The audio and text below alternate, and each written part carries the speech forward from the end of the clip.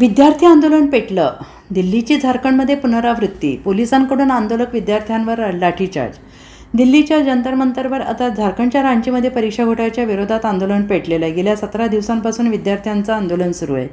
या विद्यार्थ्यांनी आज सोमवारी झारखंडच्या विधानभवनावर मोर्चा काढला. या मोर्चाच्या पार्श्वभूमीवर पोलिसांचा मोठा फौजफाटा तैनात करण्यात आलेला होता. पोलिसांचा मोठा फौजफाटा असताना विद्यार्थी आंदोलकांनी बॅरिकेड्स हटवून विधानभवनाच्या दिशेकडे कूच केली. परंतु विद्यार्थी आक्रमक झाल्यानंतर पोलिसांनी लाठीचार्ज करण्याला सुरुवात केली. यामुळे दिल्लीच्या जंतर मंतरची पुनरावृत्ती रांचीमध्ये पाहायला मिळाली. झारखंडमध्ये गेल्या काही दिवसांपासून विद्यार्थी आंदोलन सुरू आहे. विद्यार्थी आंदोलकांनी आज विधानभवन मार्चचा नारा दिला. विद्यार्थ्यांच्या विधानभवन मार्चच्या पार्श्वभूमीवर पोलिसांनी कडक सुरक्षा व्यवस्था तैनात करण्यात आली. विधानभवनाच्या परिसरात सैन्य दलातील 1500 तैनात करण्यात आले होते.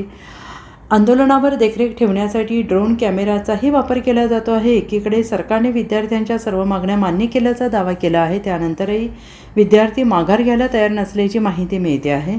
खरं तर विद्यार्थ्यांनी मागण्या मान्य केल्याचा सरकारचा दावा फेटाळून लावलेला आहे. त्यामुळे रांचीमध्ये सरकार आणि विद्यार्थ्यांमध्ये संघर्ष पेटल्याचं समोर येत आहे.